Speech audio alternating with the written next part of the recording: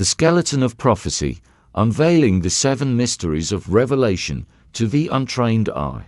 The book of Revelation appears to be a chaotic collision of symbols, a fragmented dream of beasts, plagues, and celestial warfare that defies logic. For centuries, readers have approached this book with fear, viewing it as a cryptic puzzle of doom. However, there is a hidden architecture beneath the surface. There are 7 specific mysteries in Revelation, and understanding the entire book depends entirely on them. These are not hidden details for the sake of trivia, nor are they random symbols thrown together by a fevered imagination.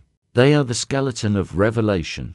They form the rigid structure that organizes each vision, each seal, each judgment, and the final outcome of history. These 7 mysteries explain the why behind the what. They explain why the narrative begins with a book no one can open, why 7 churches are audited before a single catastrophe occurs, why the horsemen are not free agents, and why the millennium is a theological necessity rather than just a span of time. When you understand these 7 mysteries, the fog lifts. The book ceases to be fragmented or strange and transforms into a clear, profound, and incredibly organized revelation of authority, identity, and ultimate justice. Today, we will unravel these 7 mysteries, one by one, walking through the logic of the apocalypse to realize that it is far more spiritual and ordered than it seems. The first mystery, the sealed scroll and the crisis of authority. The first mystery lies in the very opening movement of the prophetic vision. When the apocalypse begins to be revealed to John, the text does not immediately assault the reader with plagues, beasts, or global catastrophes. The first major moment of the vision is completely different from what the popular imagination conceives. It is a scene that involves not destruction, but a suffocating, silent cosmic tension. John describes the throne room of heaven. He speaks of an environment that operates according to its own laws, where light, sound, and movement possess an almost living quality. Surrounded by beings that defy earthly comparison, the central focus is not on a weapon, but on a document. It is a scroll, written on the inside and the back, sealed tight with 7 seals, held in the right hand of the being who reigns over the throne. This is the first hidden mystery, the sealed book. This scroll is not merely a symbolic prop. In the biblical and ancient Near Eastern context, a scroll sealed in this manner represented a legal contract, a royal decree, or a last will and testament containing crucial information about inheritance and destiny. What is at stake in this initial chapter is nothing less than the definitive execution of God's will for human history. It is the title deed to the earth and the script for the redemption of the world. The drama heightens when a mighty angel proclaims with a loud voice, "Who is worthy to open the scroll and break its seals?" This question is the heartbeat of the first mystery. It is deeper than a simple request for ability. The angel is not asking who is strong enough to break the wax or smart enough to read the text. He is asking who has the moral and spiritual authority to touch the document that governs the destiny of creation. Who has the right to advance history to its conclusion? The answer is terrifying in its silence: no one. No spiritual being, no archangel, no human leader, no one in heaven, on earth, or under the earth steps forward. The universe is scanned for worthiness, and it comes up empty. This is why John begins to weep uncontrollably. He does not weep out of fear of the end times. He weeps because the absence of someone worthy means that history is suspended. If the scroll remains sealed, justice will never be served, restoration will never happen. The destiny of creation will remain stalled in a cycle of brokenness. The apocalypse, therefore, does not begin with judgment. It begins with a stalemate. It begins with the desperate search for an authority figure who can legitimately guide history. It is in this depth of despair that the unexpected solution appears. One of the elders comforts John, saying, "Weep no more. Behold, The Lion of the tribe of Judah, the Root of David, has conquered. So that he can open the scroll, John turns, expecting to see a lion, a symbol of predatory strength and dominance. But here lies the crux of the mystery. When John looks, he does not see a predator.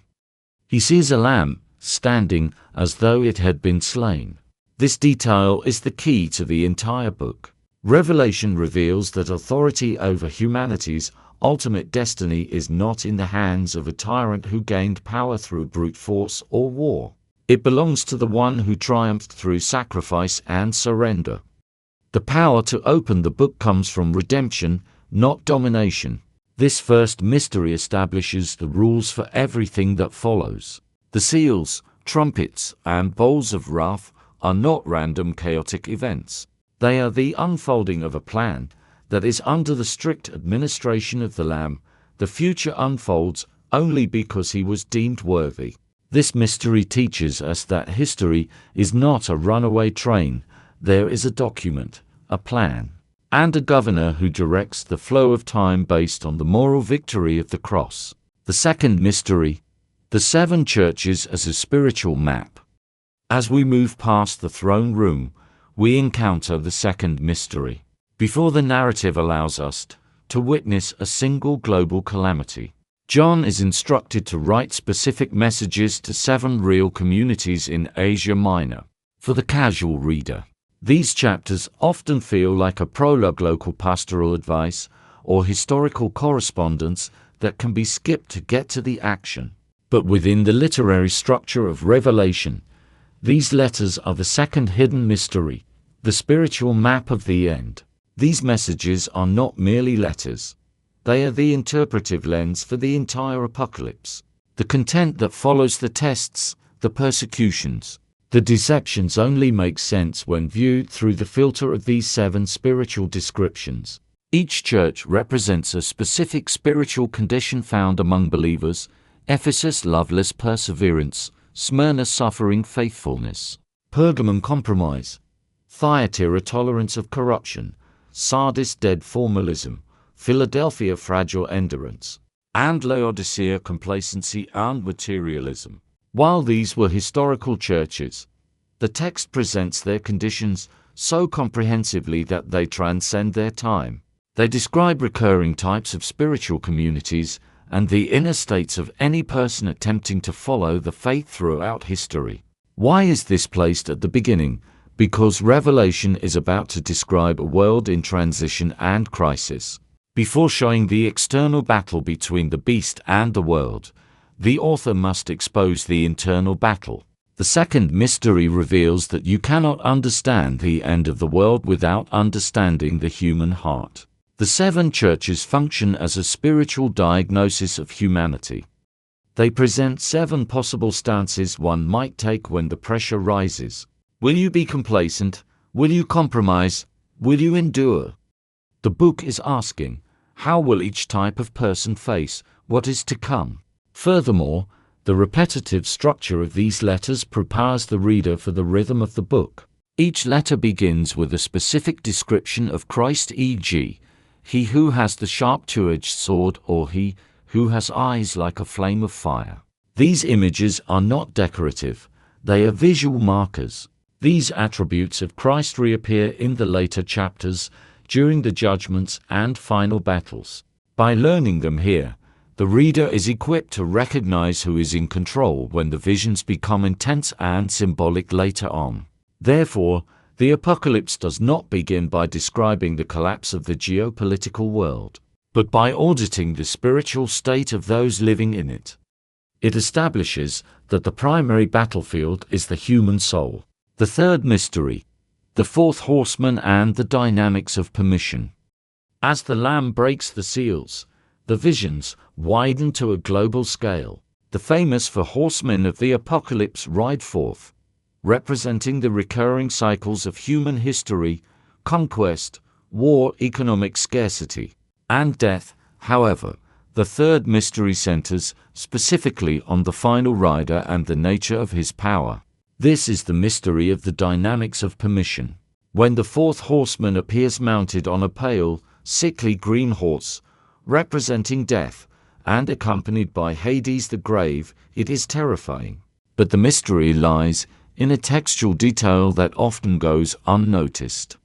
The text states that authority was given to them over a fourth of the earth. Notice the passive phrasing, authority was given. None of the horsemen emerge imposing their own absolute power. Each action is limited, granted, and supervised. The fourth horseman does not act as an autonomous agent of chaos spreading destruction at his own whim. He receives authority over a specific fraction of the earth. This implies a defined, controlled limit. This detail completely alters the interpretation of the apocalypse. The image of the pale horse does not represent a universe spinning out of control. It describes the fragility of human life, which has always coexisted with disease, sudden death, and social collapse. But within the vision of Revelation, this instability does not operate as an independent force. The horsemen are not protagonists, they are consequences. They are not the architects of history, they are agents acting under a seal that was broken by the Lamb. Furthermore, Hades follows the horsemen not as an equal partner, but as a secondary effect, the cleanup crew of mortality. This reinforces the symbolic nature of the vision. The third mystery reveals that even death, the ultimate enemy of humanity, is on the leash. It does not inaugurate something new, it intensifies what already exists, but only as far as it is permitted. The apocalypse is not revealing a new monster. It is revealing the spiritual dynamic behind the historical crises that have always marked humanity.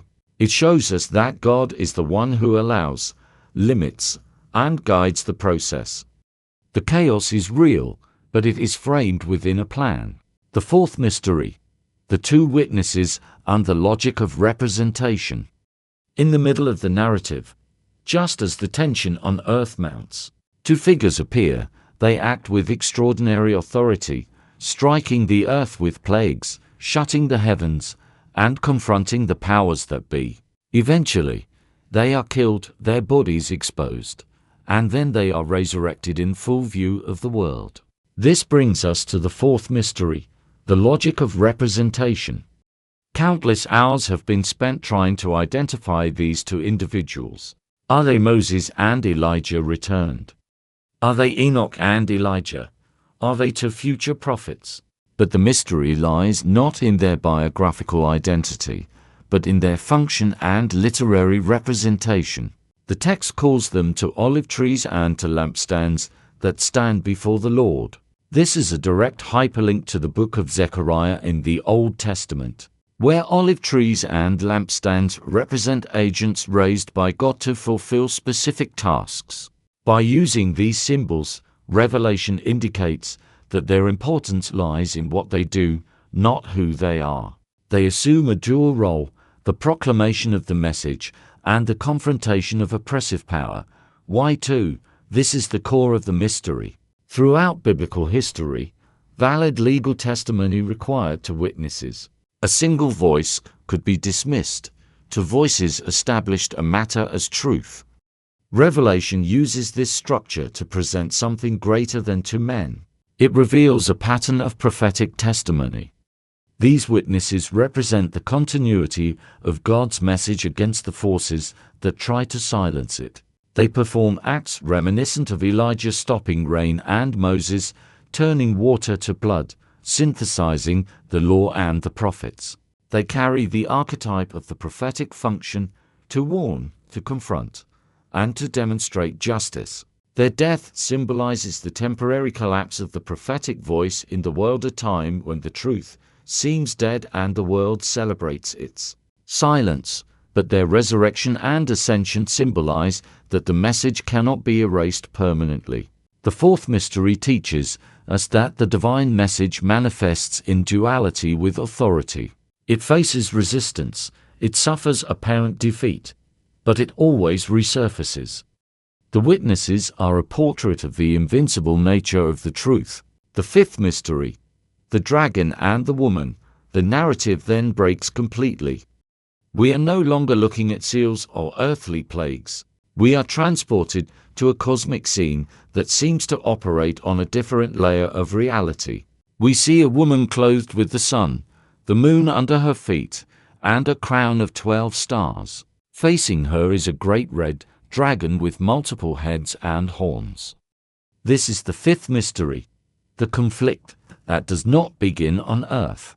This vision is a cosmic flashback. It reveals that the conflict we see in Revelation is not merely a future political struggle. It is a battle that precedes human history itself. The woman is not just a character, she is a symbol of order, continuity, and the chosen lineage. Her imagery, sun, moon, 12 stars, refers to the structure of Israel and the people of God throughout time. The dragon is the embodiment of ancient chaos, the accumulation of power and opposition to the divine. The mystery here is that the war between the dragon and the woman is the backdrop for the entire biblical story. The dragon seeks to devour the child the woman is birthing, a clear reference to the Messiah, the one destined to rule. This antagonism did not start with the tribulation. It started before the foundations of the world. When the child is snatched up to God and the woman flees to the desert, we see a crucial pattern. The desert in Revelation is not a place of abandonment. It is a place of preparation and protection. Just as Israel was formed in the desert, the lineage of faith is preserved there. The fifth mystery shifts our perspective from the micro to the macro. It tells us that the wars, crises, and persecutions we see in history are surface-level ripples of this deep, ancient war between the dragon interruption and the woman continuity. The dragon is frustrated in heaven, so he directs his fury to the earth. Understanding this mystery allows us to see that the visible enemies in Revelation are merely puppets of this primordial spiritual reality. The sixth mystery, the mark of belonging. We now approach the most debated symbol in the book, the mark of the beast. Speculation about this mark has fueled conspiracy theories for generations, focusing on microchips, barcodes, and tattoos. But the sixth mystery clarifies that the mark is not just a sign, it is a mechanism of belonging. To understand the mark, we must look at its literary counterpoint. Throughout Revelation, the servants of the Lamb are also sealed or marked on their foreheads. The mark of the beast is a counterfeit of the seal of God. The mystery lies in the function, not the technology. The text presents the mark as a system of identification and loyalty. It distinguishes those who belong to the system of the beast from those who belong to the Lamb. Why the forehead and the hand? In biblical symbolism, the forehead represents the mind, belief, and thought. The hand represents action, practice, and labor. The mark, therefore, represents a total alignment, intellectual and practical, with the values of a system that opposes God. It is a complete adherence to the beast's worldview. The economic restriction that one cannot buy or sell without the mark is not just about a payment system. It describes a mechanism of social exclusion. It reveals a system that conditions survival and privilege on conformity. To participate in the beast's economy, one must share the beast's identity. The number of his name, 666, is also symbolic. In the context of the book, it represents imperfection. If 777 represents divine perfection, 666 represents humanity trying to be God, but falling short, a trinity of failure. The sixth mystery teaches us that the mark is the ultimate symbol of belonging. It is the final crystallization of a choice. It reveals a world divided not by borders, but by loyalty. It is about who owns you. The seventh mystery, the Millennium and the final test. Finally, the apocalypse moves toward its conclusion. But before the final state of perfection, there is a strange interlude known as the Millennium, a 1,000-year reign. This brings us to the seventh mystery, the last closed door. The Millennium is often debated in terms of chronology, but its mystery lies in its narrative function. It is a transitional phase. The text describes the binding of the dragon for 1,000 years, followed by a period of order, justice, and proper authority. Why bind the dragon only to release him again? This is the core of the mystery. The Millennium functions as a controlled laboratory. It removes the influence of the deceiver to demonstrate what the world looks like under the rule of righteousness. It answers the question, is evil merely a result of bad environment or deception? By releasing the dragon at the end of the 1,000 years, the text reveals the true, stubborn nature of evil. Even after living in a world of justice and peace, when the restriction is removed, the dragon immediately returns to deception, and humanity is once again seduced into rebellion. This proves that evil is not just a circumstance, it is a condition of the heart. The release of the dragon is the final stage of the evaluation process. It serves to separate external conformity from internal conviction. The Millennium is the final test. It creates a necessary pause between history and eternity to vindicate God's judgment. When the final judgment comes after this rebellion, it is not arbitrary. It is the logical conclusion of a complete moral demonstration. This seventh mystery reveals that the Millennium is the bridge. It is the last door before the final outcome. It allows the narrative to transition from the struggle of history to the permanent state of the new heaven and new earth, where evil is not just bound, but extinguished. Conclusion: the architecture of hope. When we step back and view these seven mysteries together, the book of Revelation transforms. It is no longer a fever dream of fear, it is a structured, logical, and profoundly spiritual masterpiece. We see a book that begins with a crisis of authority, the scroll, and solves it with the Lamb. We see a diagnosis of the human heart, the churches, before the external trials begin. We see that chaos, the horseman, is under strict permission. We see that the truth, the witnesses, is indestructible. We see that the conflict, woman and dragon, is ancient and cosmic. We see that the final issue is one of loyalty and identity, the mark. And we see that God provides a final, perfect demonstration of justice, the Millennium, before the end. The Apocalypse does not describe chaos, it describes a conclusion. It does not show a world crumbling into random darkness, but a world being steered through the storm toward a specific destination. The path that leads to the kingdom of Christ is not just history ending. It is history arriving where it was always destined to be. When these mysteries align, we realize that Revelation is a narrative of ultimate hope, converging on the definitive establishment of the kingdom of the one who was, who is, and who is to come.